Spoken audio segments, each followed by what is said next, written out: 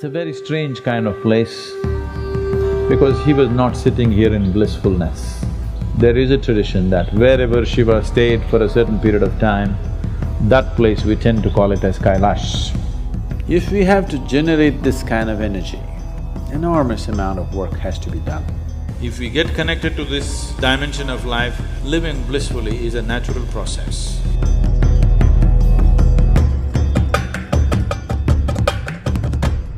This is a space, this is a mountain which has seen many sages and seers right through the ages. It's called Velliangiri because Velliangiri literally means either white mountain or silver mountain, but it's all green. So why it's referred to as Velliangiri Mountain is almost 10 months of the year, the peak of the mountain will always be the cloud. And it looks silvery from here, it's called Silver Mountain or White Mountain.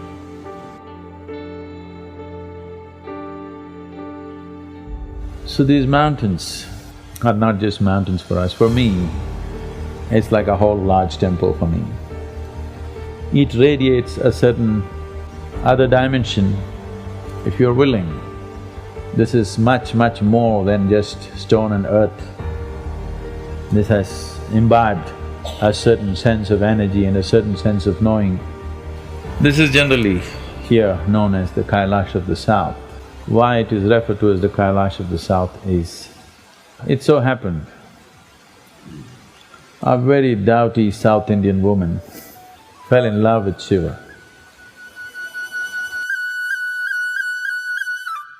And she took a vow, if I marry, it's him and nobody else but him. And she called forth, being a certain kind of compassionate being, he started walking down.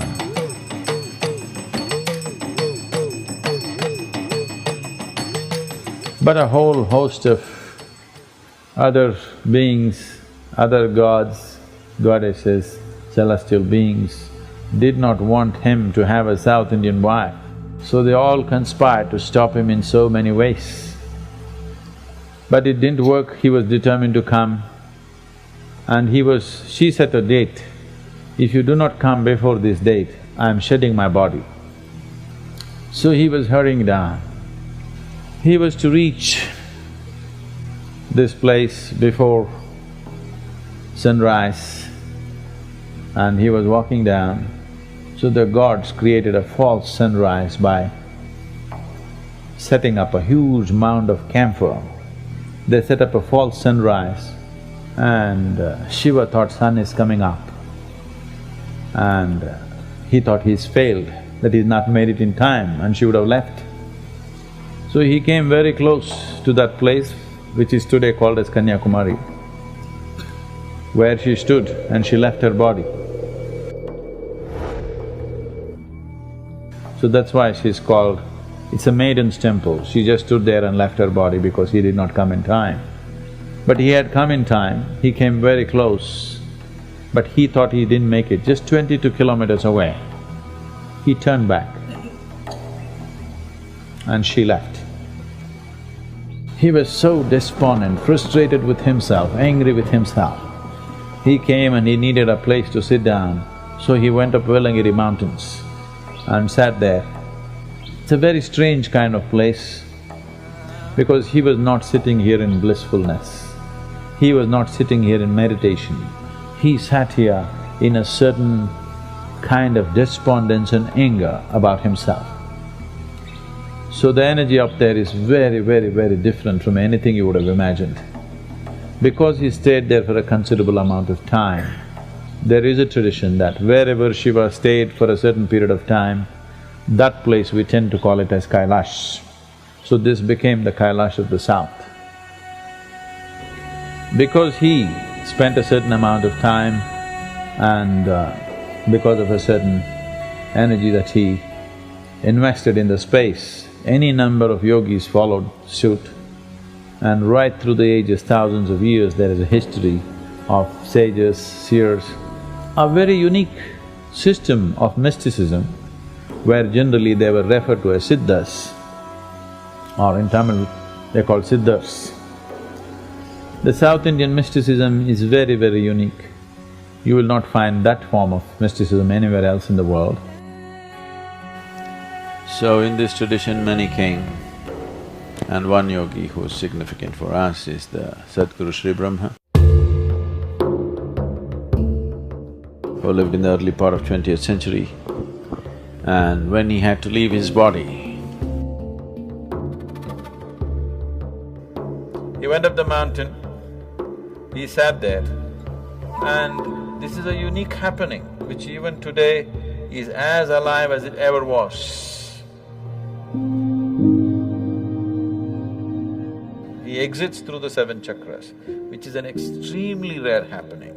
And even today in that place, it's just the way it was on that day, that energy and that space, just like that. You need not know anything, it'll just blow you out. Because there are just a few places on the whole planet which have witnessed that kind of event where a being leaves through all his seven chakras. Because he's a Chakreshwara. One who can leave through his seven chakras is called a Chakreshwara. Shiva was known as a Chakreshwara, Matsyendranath was known as Chakreshwara, Gorakhnath was known as Chakreshwara, and a few other yogis have been known as Chakreshwaras, and they're just handful in this few thousand years. There is no temple up there, they're just three rocks simply standing, huge ones, about 25–30 feet tall rocks, three of them just standing like that. Beneath that space is the temple. There's no built temple there. And every year almost 1 million people go up in this season, in the nights. We want to open this up in a big way, not just going up as pilgrimage, we want to attach sadhana to it. See, whatever you wish to do, if you want to transform yourself, a certain energy base is needed, otherwise it'll be an uphill task. if we have to generate this kind of energy, enormous amount of work has to be done, enormous. Here it's ready, sitting there. All you have to do is just look up and say Shiva. All you have to do is look up and be receptive to it, that's all. When such a energy basis is available, this is the kind of energy which can be a base for a whole spiritual revolution which can go through the country or through the world. This is not an exhaustible kind, it's an inexhaustible kind. After touching it, you cannot help being naturally spiritual in some sense. So, we're seeing how to build the needed infrastructure where people can come and we can give them the necessary tools, go through 40 to 48 days of sadhana before they go up, some simple sadhana which everybody can do, and they can go up and become absorbed by this energy, or at least absorb a little bit of that energy.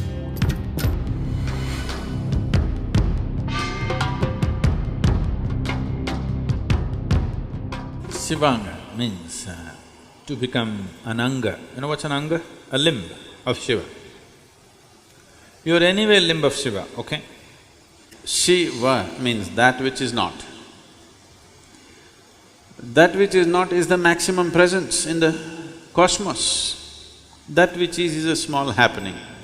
So when we say Shiva, we are referring to that which is not. The huge body of that which is not has a few limbs. Now, one may be a galaxy, another may be a star, another may be a solar system, another may be a planet, another may be an atom, another may be you. But all these are just limbs of Shiva, isn't it? Because everything has come from nothing. You are a limb of Shiva, but you are living without that awareness.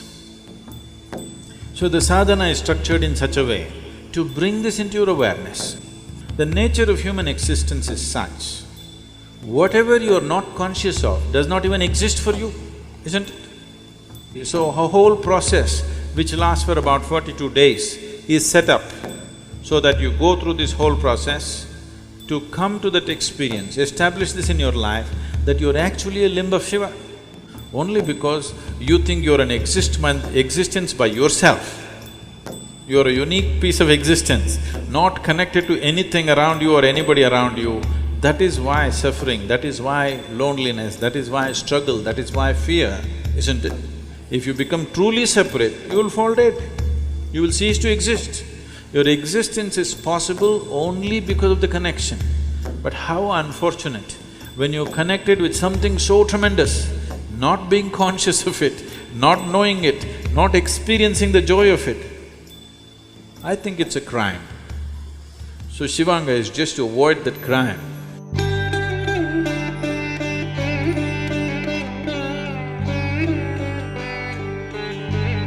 If we get connected to this dimension of life, health, well-being, prosperity, these things should happen. Above all, living blissfully is a natural process. So, this is a fundamental process which is set up to create the right ambience in you. If you walk into the sunlight, everybody does not receive the same amount of life. If they breathe, everybody does not absorb the same amount of oxygen. If they eat, everybody does not absorb the same amount of nutrients, simply because of the type of ambience you set within yourself. So the Shivanga sadhana is about setting that ambience so that whatever else you do, you have a fundamental basis so that everything prospers on this platform. Or in other words, you are building a spiritual platform for yourself so that whatever else you do upon it works well.